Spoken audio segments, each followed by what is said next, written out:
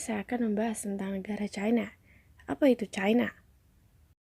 Tiongkok atau Republik Rakyat China adalah sebuah negara yang terletak di Asia Timur, kota di Beijing.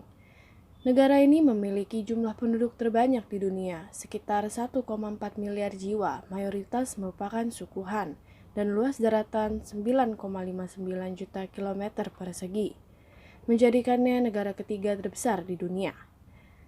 Negara ini didirikan pada tahun 1949 setelah berakhirnya Perang Saudara Tiongkok, dan sejak saat itu dipimpin oleh sebuah partai tunggal, yaitu Partai Komunis Tiongkok, sekalipun seringkali dilihat sebagai negara komunis.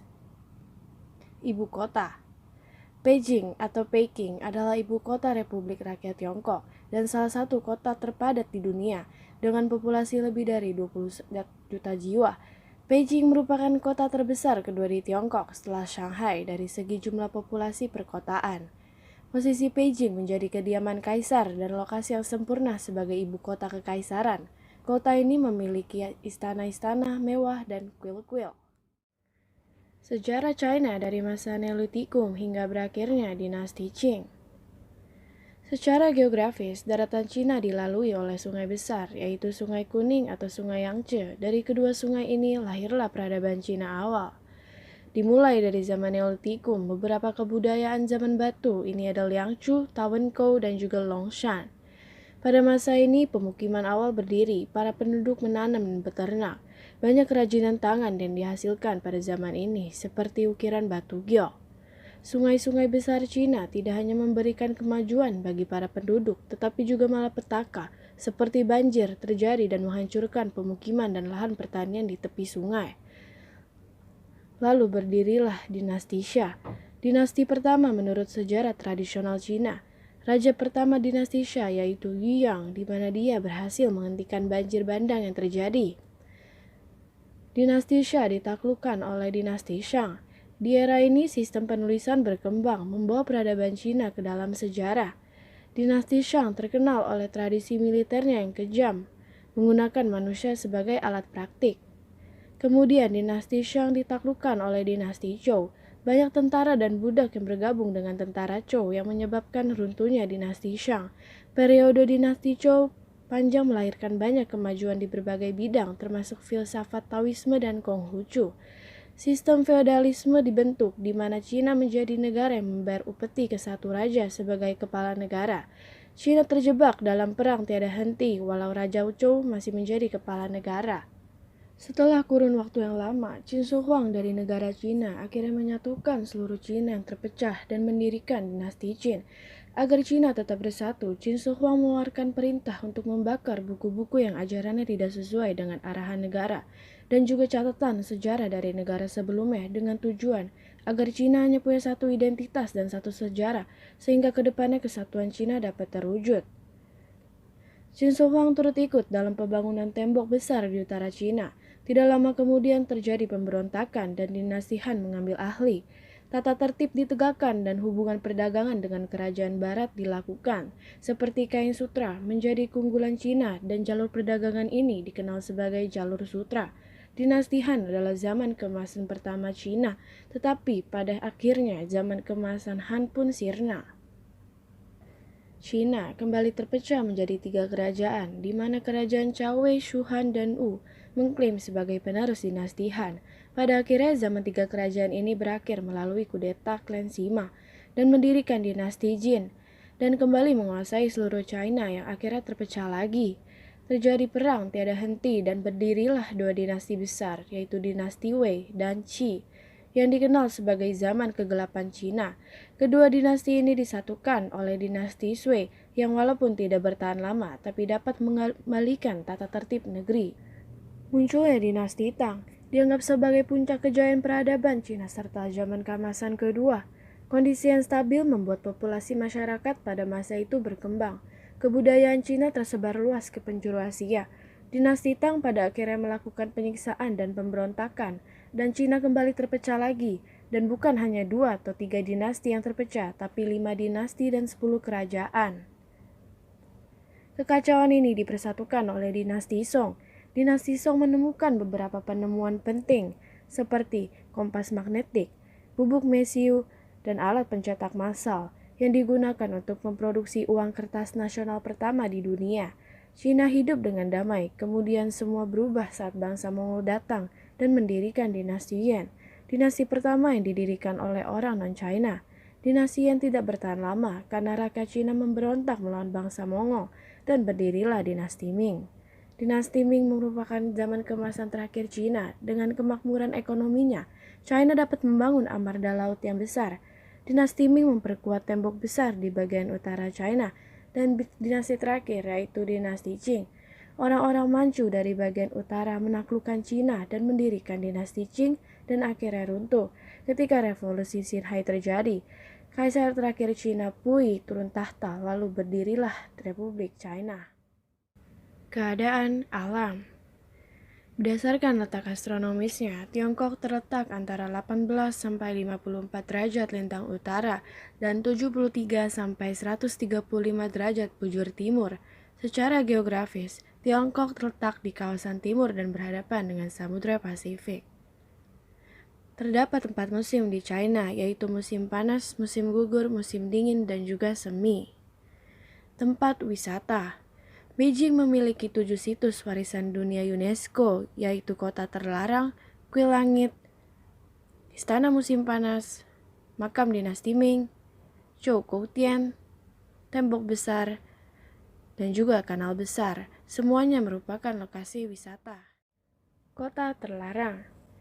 Kota Terlarang juga disebut bekas Istana Kukong atau Museum Istana, merupakan kompleks istana kekaisaran dan kediaman Kaisar Tiongkok beserta anggota rumah tangganya selama periode dinasti Ming dan dinasti Qing antara tahun 1420 sampai 1924. Tempat ini juga menjadi pusat pemerintahan Tiongkok hampir selama 5 abad. Walaupun tidak lagi ditempati oleh kalangan bangsawan, Kota Terlarang tetap merupakan simbol dari kekuasaan Tiongkok. Gambarnya sendiri muncul pada lambang negara Republik Rakyat Tiongkok. Museum Istana sekarang ini merupakan salah satu lokasi yang paling menarik wisatawan di dunia.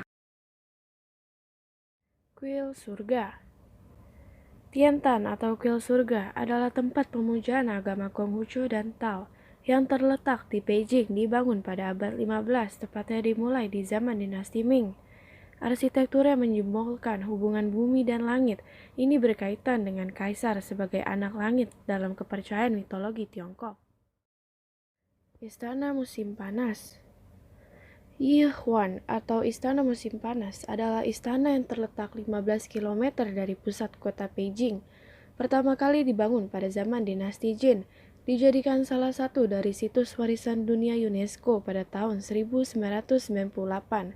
Kombinasi ini menggabungkan kekayaan alam seperti bukit dan perairan dengan bangunan buatan manusia seperti paviliun, balai, kuil, istana, dan jembatan.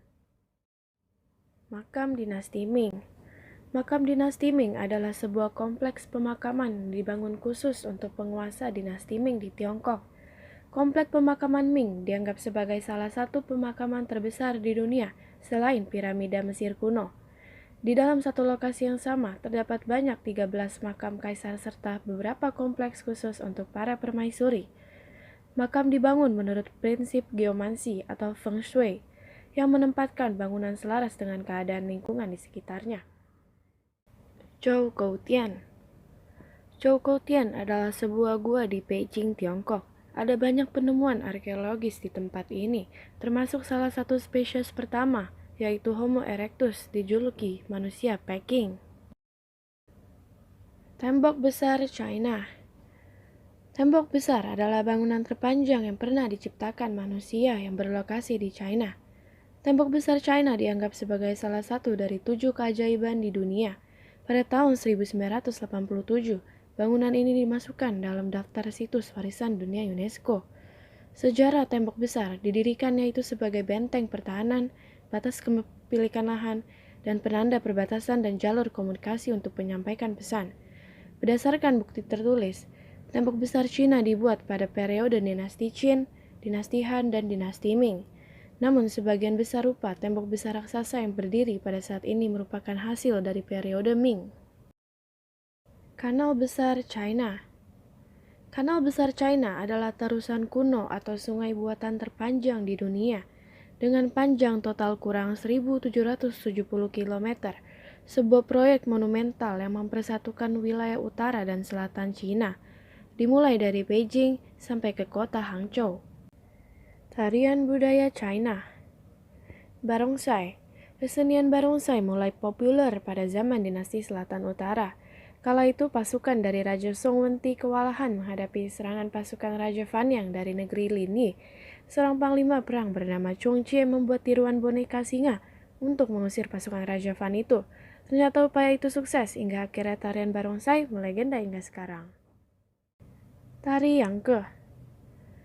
Yangke adalah tarian tradisional Cina yang ditarikan oleh pemuda-pemudi di utara Cina.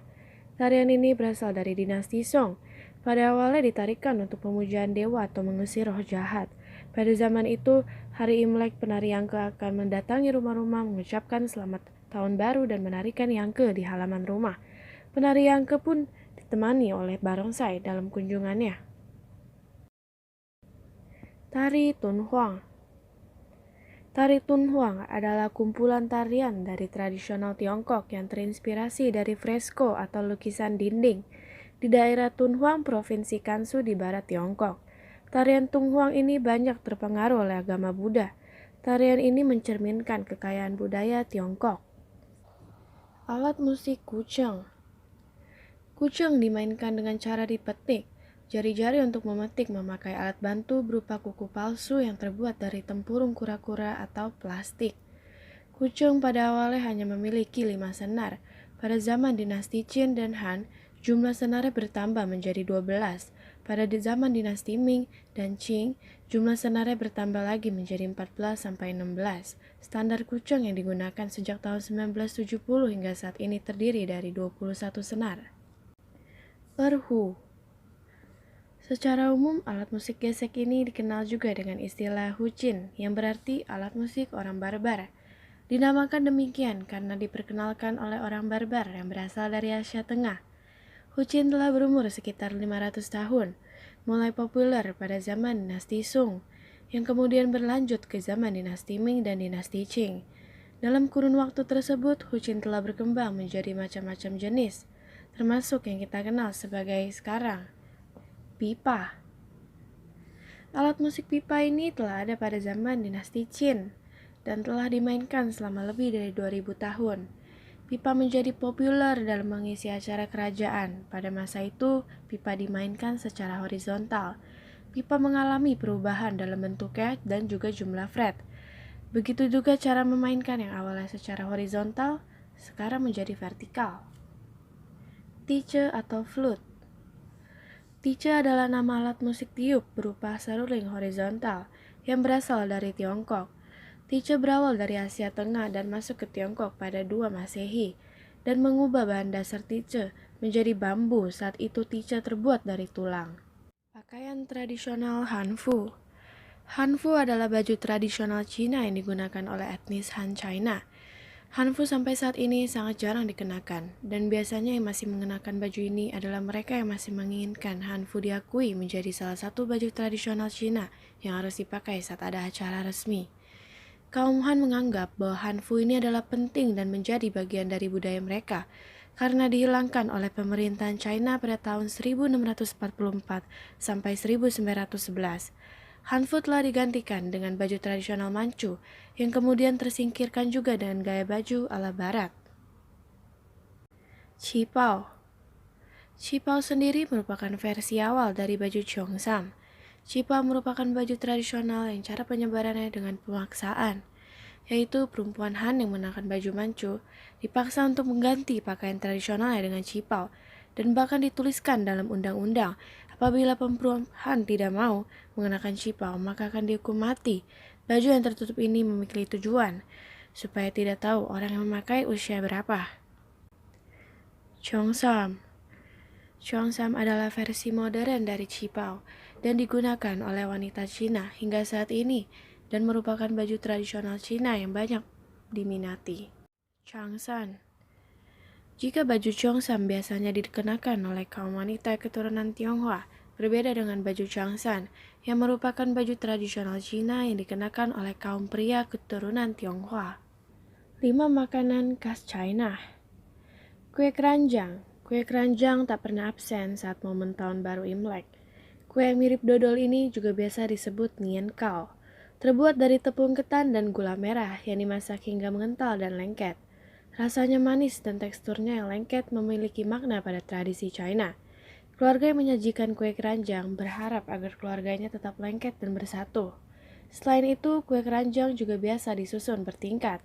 Maknanya adalah agar di tahun yang baru semakin makmur dan sukses. Bakcang. Bakcang merupakan makanan khas China yang cukup populer di masyarakat Indonesia. Kue bulan.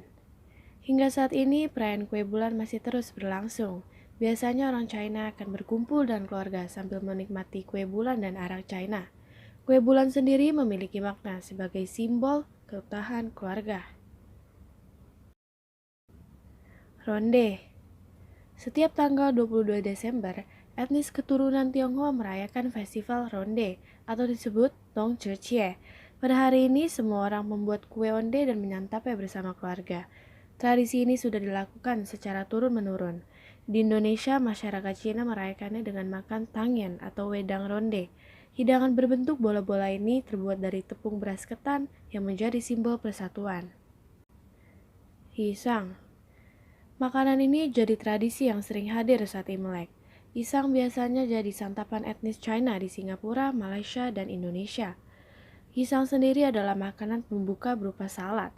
Makanan ini dipercaya mewakili simbol kelimpahan atau kemakmuran. Kegiatan masyarakat China. Tahun Baru Imlek juga disebut festival musim semi. Banyak kegiatan yang diadakan untuk merayakan festival tersebut, seperti tarian naga dan juga menyalakan petasan. Festival Lentera China. Festival Lentera secara tradisional adalah hari terakhir periode Tahun Baru Imlek. Itu menjadi festival sekitar 2000 tahun yang lalu. Miliaran lampion dan lampion raksasa serta pajangan drone membuat waktu menjadi meriah. Festival Qingming. Festival Qingming adalah hari orang Tionghoa untuk mengunjungi kuburan dan kuburan untuk berdoa penghormatan kepada leluhur mereka. Festival Kapal Naga. Kegiatan paling populer dan representatif dari Festival Perahu Naga adalah balap perahu naga. Festival Perahu Naga jatuh pada bulan kelima hari kelima pada kalender lunar Tiongkok. Festival Double Seven Day. Double Seven Day jatuh pada hari ke-7 dari bulan ke-7 kalender lunar China. Itulah mengapa disebut hari ke-7 ganda. Dikenal sebagai Hari Valentine China, ini adalah festival yang memiliki hubungan legendaris dengan romansa dan Cina di China. Festival Hungry Ghost. Di Tiongkok, kebiasaan khusus untuk menghafal orang mati diadakan pada Festival Qingming dan Festival Hungry Ghost. Festival Hantu Lapar adalah festival terpenting di bulan ke-7 dari kalender lunar bagi orang Tionghoa.